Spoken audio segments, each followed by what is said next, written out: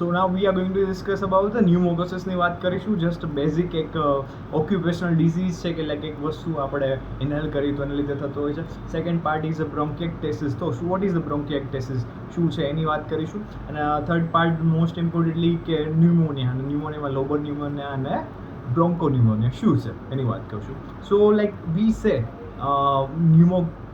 ન્યુમોકોસિસ. What is ન્યુમોકોસિસ? ન્યુમોકોસિસ એટલે કે જે એક long period like I read point wise કે ભાઈ એક લંગ ડિઝીઝ છે. બહુ like we are studying at respiratory અને ન્યુમો વર્ડ લાગે એટલે lung disease due to organic or inorganic particulars in the chemical like chemical fumes એ vapour like organic inorganic chemical ફ્યુઝના વેપરને લીધે થતું હોય. પેથોજીનેસિસ છે એને ડિપેન્ડ કરે 3 વસ્તુ પર. તો પાર્ટિકલ્સ ઉપર કે પાર્ટિકલની સાઇઝ કેટલી છે. જો 1.5 માઇક્રોમીટર છે તો ડેઝ સુધી પડી રહે. પછી શેપ શું છે, ફ્લોટિંગ કેપેસિટી મતલબ પાર્ટિકલની shape, size and floating capacity શું છે એના પ્રમાણે એનું જે પેનિટ્રેશન છે આપણા બોડીની અંદર એ ડિસાઇડ થતું હોય છે. That's how we can determine. Second thing is solubility and જેની જે રિએક્શન છે એ રીતે જો સ્મોલ હોય નાના પાર્ટિકલ્સ તો ઇઝીલી સોલ્યુબલ થઈ જાય and basically it can be recruited. Third is irritate થાય છે. ધારો કે સ્મોકિંગ છે તો ઇરિટેન્ટ છે કે જે આપણું રિસ્પિરેટરી ટ્રેક છે ઇરિટેટ કરશે.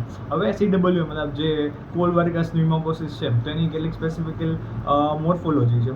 એમાં સ્ટાર્ટિંગની ફેઝમાં કેવું છે કે પલ્મોનરી એસિમ્પ્ટોમેટિક હાર્મલેસ જે કોલ હોય ઇન્જેસ્ટ થતો કારણ કે કોલ વર્કર્સ છે. સેકન્ડ ઇઝ સિમ્પલ કે એમાં કોલ મેક્યુલાઈ કોલ નોડ્યુલ્સ જોવા મળે અને સેન્ટ્રી લોબ્યુલર એમ્ફીસેમા જોવા મળતો. પછી કોમ્પ્લિમેન્ટેડ CWP છે એની અંદર શું થશે કે જે પ્રોગ્રેસિવ મેસિવ ફાઇબ્રોસિસ બહુ અઘરા લેવલનું ફાઇબ્રોસિસ થશે એના ફંક્શનમાં. ગ્રોસમાં તો આપણે એની ગ્રોસ જો એની વર્કફ્લો જોવા જઈએ તો ડાર્ક મલ્ટિપલ બ્લેક સ્કાર્સ જોવા મળે. માઇક્રોસ્કોપલી મેક્રોફેજ ડેન્સ કોલાજન ડિસરપ્ટેડ લંગ્સના કેટલાક પાર્ટ જોવા મળે. તો that's about like brief overview of pneumoconiosis. તો હવે બ્રોન્કિએક્ટેસિસ શું છે? વન ઓફ ધ લાઈક જે મેજર ડિસઓર્ડર હતા અસ્થમા કે જે જે આપણી બ્રોન્કિયલ છે એનું લાઈક સ્પેસિફિકલી કે એનું કન્સ્ટ્રક્શન થતું હતું કે ભાઈ એમ્ફીસેમા હતી કે જે આપણે એલ્વેઓલી તો એનું ડાયલેશન થઈ જતું હતું. અસ્થમા વાત થઈ ગઈ, આપણે એમ્ફીસેમાની વાત કરી દીધી. બ્રોન્કિએક્ટેસિસ તો after like if we disc bronchiectasis તો બ્રોન્કિએક્ટેસિસ ઓવરઓલ લાઈક કે permanent abnormal dilation. This is not એમ્ફીસેમા.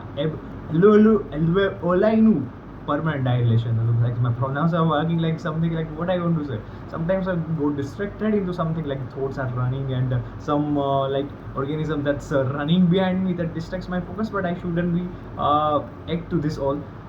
બ્રોન્કિએક્ટેસિસ કે જે બ્રોન્કી અને બ્રોન્ક્યુઅલ છે. બ્રોન્કિએક્ટેસિસ નામ પરથી ખબર છે તો એનું એક પરમાનન્ટ એબનોર્મલ ડાયલેશન મતલબ પરમનન્ટલી એમાં રિવર્સેબલ થશે. ધીસ પરમનન્ટ એબનોર્મલ ડાયલેશન થશે. હવે આમાં થશે એવું કે એની જે ડાયલેશન ક્યારે થાય કે ભાઈ એની જે વોલ છે એ વોલમાં શું હોય સ્પેસિફિકલી જે બ્રોન્ક્યુઅલ્સની વોલ હોય કે બ્રોન્કીની વોલ હોય તો મસલ હોય અને ઇલાસ્ટિક ટિશ્યુ એ ડેસ્ટ્રોય તો ડાયલેક હવે એની સ્ટ્રેન્થ માટે ઇલાસ્ટિક ટિશ્યુ જેની સ્ટ્રેન્થ રાખતી હતી એની કાર્ટિલેજ તો એમાં છે એની બે ટાઈપની હોય. ફોકલ કે સ્પેસિફિકલી એક સ્પેસિફિક એરિયામાં જનરલાઇઝ કે વોલ સેગમેન્ટ અથવા તો વોલ પૂરી જે ટ્યુબ્યુલ છે એની અંદર આખું ડાયલેશન જોવા મળે છે.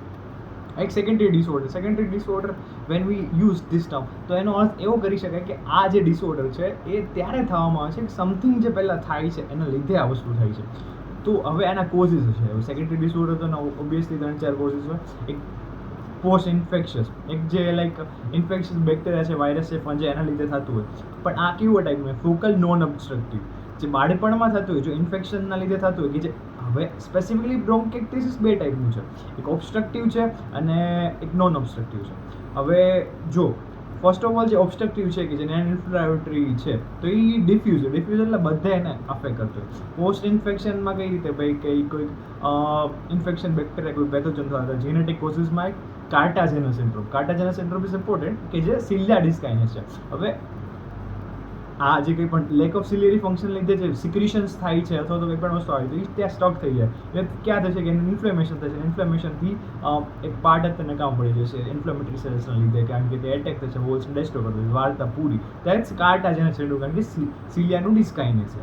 યંગ સિન્ડ્રોમમાં Young syndrome what is we said की સેકન્ડરી ડિસઓર્ડર તો યંગ સિન્ડ્રોમની અંદર બ્રોન્કિએક્ટેસિસ થશે, સાઇનુસાઇટિસ થશે, ઓબ્સ્ટ્રક્ટિવ એક્ઝોસ્પર્મિયા પણ થાય કે સ્ટ્રોંગલી મૂવમેન્ટ હોય ના કારણ કે ડિસ્કાઇનેસ છે આફ્ટર ઇમ્યુનોડિફિશિયન્સી HIVમાં થાય કે આલ્ફા ગ્લોબી હાઇપર ની જગ્યાએ આમાં જ્યારે હાઇપો આલ્ફા ગ્લોબ્યુલિન મતલબ એનું અમાઉન્ટ ગ્લોબ્યુલિનનું ઘટતું છે ત્યારે થઈ છે.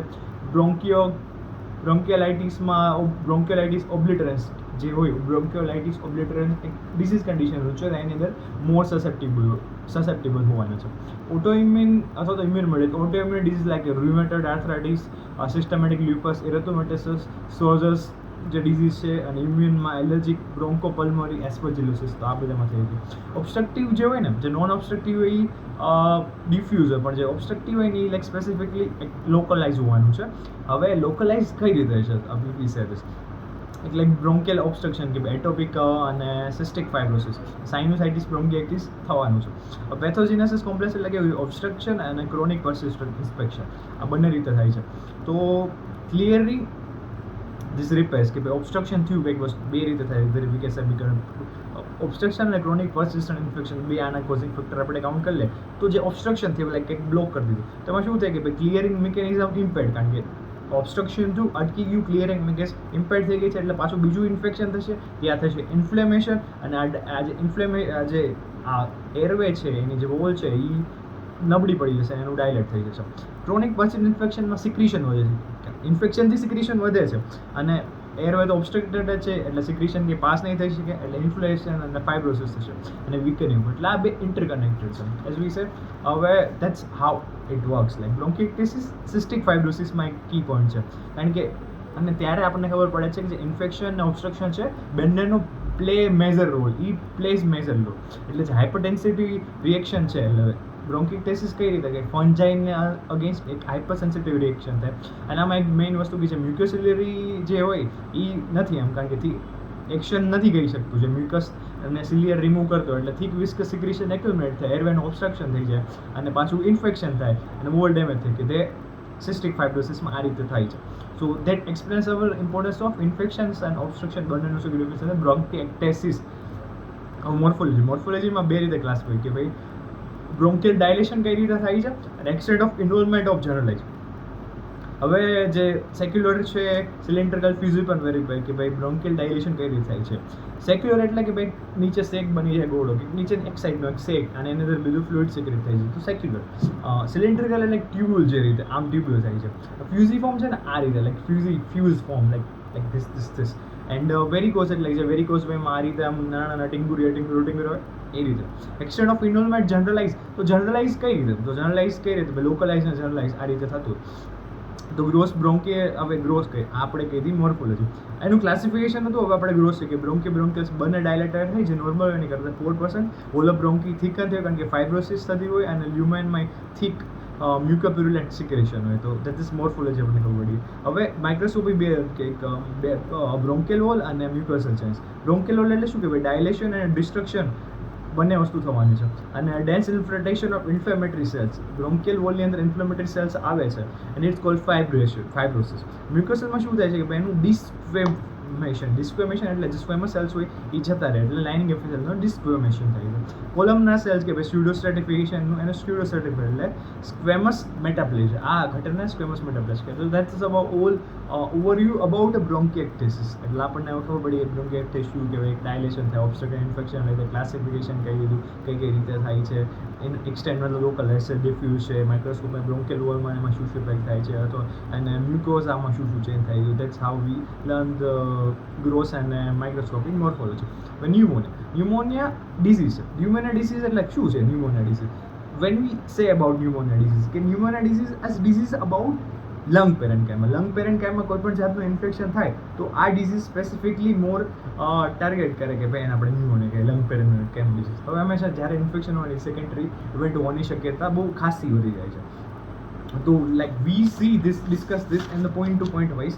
તો એક એલ્વેવેલ હવે ન્યુમોનિયામાં થાય શું કે જે ઇન્ફ્લામેટરી ઇન્ફેક્શન થયું છે કે ઇન્ફ્લામેટરી સેલ્સે કંઈક પ્રોડ્યુસ કર્યું, એક્ઝ્યુડેટ કહીએ ઇફ વી સે કે કંઈક સબસ્ટન્સ પ્રોડ્યુસ કર્યું અને એક્ઝ્યુડેટ ઇન્ફ્લામેટરી એબ્યુસ છે, તો એલ્વેવેલ કંઈક કોથળું જ છે નાનું, તો એ કોથળીની અંદર એક્ઝ્યુડેટ જમા થઈ જશે, અને પછી આફ્ટર ઓલ શું થાય છે કે જે લંગ છે ને એ સોલિડિફાઈ થઈ જશે. એટલે લંગનું સોલિડિફિકેશન માટે રિસ્પોન્સિબલ આ છે કે ભાઈ ન્યુમોનિયામાં લંગનું સોલિડિફિકેશન થાય છે. હવે ફેક્ટર્સ શું કરી? એક તો એક lower systematic resistance to host, કે જે ઇન્ફેક્શન થાય છે કે જો એક હોસ્ટ છે person like if we take person x, હવે એને ન્યુમોનિયા થાય કારણ કે એની સિસ્ટમેટિક ડિફેન્સ નથી તો જ એને ઇન્ફેક્શન થવાનું. તો કંઈ ક્રોનિક ડિઝીઝ છે અથવા તો કોઈ ઇમ્યુનિટીની ડિફિશિયન્સી છે, ઇમ્યુનોસપ્રેટિવ એજન્ટ જોઈ લેતા હોય, લ્યુકોપેનિયા ભાઈ ડબલ્યુબીસીનું કાઉન્ટ બહુ ઘટી ગયું હોય તો આમાં થઈ શકે. અને લોકલ ડિફેન્સ મિકેનિઝમ, જો સિસ્ટમેટિક મિકેનિઝમ ઘટી ગયા તો લોકલમાં કંઈક કફ રિફ્લેક્સ કે કંઈક અંદર લીધું ઇનહેલ કર્યું પણ એને બહાર કાઢી નથી શકતા, પછી ગેસ્ટ્રિક કન્ટેન્ટ એસ્પાયર કરી જાય છે જે ખાવાની વસ્તુ છે, મ્યુકસલી ડેમેજ કે ભાઈ જે આપણી એરવેમાં કંઈ પણ વસ્તુ એને કાઢવા માટે જો હોય ને નાના સિલિયસ એ, પછી સિક્રેશન એક્યુમ્યુલેશન આના લીધે થાય, એલ્વેલર માઇક્રોફેજ, પલ્મોનરી કન્જેશન, તો આ બધી કેમાં જે કંઈ પણ ભરાઈ જાય. તો પેથોજેનેસિસ કઈ રીતે? પેથોજેનેસિસ પહેલાં like oropharyngeal content aspiration inhalation of aerosols droplets blood stream, એટલે આ બધાને લીધે ઇટિયોલોજી મતલબ કોના લીધે થાય છે. ન્યુમોનિયા બે ટાઈપનો હોય, એક ગ્લોબલ હોય કે જેમાં ફાઇબ્રોસ સુપુટિવ નોટ સપોર્ટિવ, ઇટ્સ ફાઇબ્રો સુપુટિવ કન્સોલિડેશન અને બ્રોન્કોન્યુમોનિયા. હવે ફર્સ્ટ વી ડિસ્કસ બ્રોન્કોન્યુમોનિયા. તો બ્રોન્કોન્યુમોનિયાની આપણે વાત કરતા તો બ્રોન્કોન્યુમોનિયામાં કેવું થાય, લોબરની અંદર આખો લોબ જ, લોબર ઇટ્સ કોલ્ડ આખો લોબ ઇન્ફેક્ટ કર્યું. બ્રોન્કોન્યુમોનિયાની અંદર એક સેગમેન્ટ લાઈક પેચિસ ધીસ એટલે છૂટું હોય એટલે બ્રોન્કોન્યુમોનિયા. એમાં વાઇડ એટલે બધે સ્પ્રેડ છે, એવું નહીં કે બધે વાઇડ સ્પ્રેડ ઓફ ફોકલ એટલે લોકલાઇઝ અથવા તો પેચી એરિયાઝનું બધે ઇન્ફેક્શન હશે. હવે એ સ્પેસિફિકલી કઈ જગ્યા છે કે જે બ્રોન્કી છે અથવા તો બ્રોન્ક્યુઅલ છે એનું જે સેન્ટર છે ત્યાં વધુ હશે અને ત્યાં કન્સોલિડેશન થશે. અને કન્સોલિડેશન એરિયા બહુ લાર્જ હશે, મોસ્ટલી લોઅર લોબમાં વધુ હોય કારણ કે સિક્રેશન ત્યાં નીચે ભરાઈ જતું હોય અને ગ્રેવિટી છે આફ્ટર નીચે જમા થાય. એ કટ સેક્શન આપણે જોઈએ તો dry solid granular red and yellow poorly delimited એના જે માર્જિન્સ ઉપર હોય. માઇક્રોસ્કોપીમાં તો બ્રોન્ક્યુલ્સ અને એલ્લોર સ્પેસમાં એક કહેવાય ને ન્યુટ્રોફિલ રીચ એક્ઝિક્યુટ, કારણ કે ઇન્ફેક્શન છે તો ઇન્ફ્લેમેટરી સેલ જમા થાય, તો ઇન્ફ્લેમેટરી સેલ કયો છે ન્યુટ્રોફિલ, તો એનું જમા થાય છે. વી discuss about લોબર pneumonia. Lobar pneumonia શું છે? લોબર ન્યુમોનિયા ઇઝ કે ભાઈ ઇન્ફ્લેમેશન 4 સ્ટેજમાં થાય છે. સ્ટાર્ટ સ્ટેજ એટલે કયા ભાઈ લોબર ન્યુમોનિયાના 4 સ્ટેજ. પેલું કન્જેશન પહેલાં 24 કલાકમાં થાય. 4 છે કન્જેશન, રેડિપેટાઇઝેશન, રેપિડાઇઝેશન અને રિઝોલ્યુશન એટલે પતી ગયું.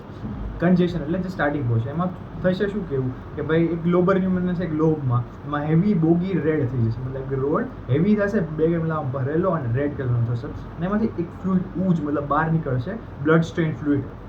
કટ સેક્શન આપણે કરીએ છીએ. માઇક્રોસ્કોપલી જોઈએ તો ડાયલેશન and congestion of capillary in એલ્વેઓલ, કે જેની વેસલ્સ હોય જે કેપિલરીઝ છે એનું એક ડાયલેશન થવામાં આવશે. અને બીજી વસ્તુ કે જે એલ્વેઓલાઈ છે એની અંદર ન્યુટ્રોફિલ અને રેડ સેલ્સ થોડા જમા થશે અને નીચે એક થોડું ફ્લુઇડ તરતું હશે, ઇઓસિનોફિલિક ફ્લુઇડ. નાવ વી સે ઇઝ અબાઉટ રેડિપેટાઇઝેશન. તો રેડિપેટાઇઝેશન 2 કે 3 ડેઝમાં થવાનું.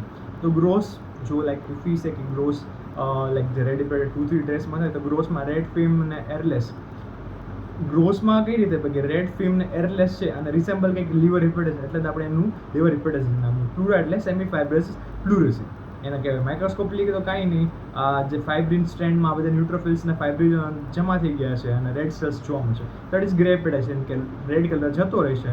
અને માઇક્રોસ્કોપીની અંદર આપણને જે ડિસઇન્ટેગ્રેટેડ રેડ સેલ્સ જોવા મળશે માઇક્રોસ્પેસની અંદર. નીચે થોડું એક એક્ઝિક્યુટ જમા છે. અને બીજું મેઇન ઇમ્પોર્ટન્ટ થિંગ બસ ગ્રેપેટેશન કે એલ્વેલર રોલ અને જે ફાઇબ્રિન થ્રેડનું જે કોન્ટેક્ટ છે એની વચ્ચે એક થોડી સ્પેસ છે, એક્ઝિક્યુટ વચ્ચે એક સ્પેસ છે ફોર રિઝોલ્યુશન. એમાં શું વિશે કે જે સોલિડિફિકેશન થયું એનું રિઝોલ્યુશન થાય એટલે સેમી ફ્લુઇડ ડેબ્રિસ બનશે અને ડ્યુ ટુ આ ફાઇબ્રોલિટિક એન્ઝાઇમ લિબરેટ થાય છે એના લીધે પછી ફ્લુઇડ ઇન્જેસ્ટ થશે અને that's open space. This is overview about pneumonia. Lobar pneumonia, bronchopneumonia એના જે 4 સ્ટેપ છે, કન્જેશન છે, રેડિપેટાઇઝેશન, ગ્રેપેટાઇઝેશન છે અને ફોર્થ રિઝોલ્યુશન છે. કઈ રીતે થાય છે બ્રોન્કોન્યુમોનિયા, કઈ જગ્યાએ થાય છે બ્રોન્કિક ટેસ્ટ, કેબનો ડાયલેશન છે, તો એનો એક ઓવરવ્યુ વી લર્ન.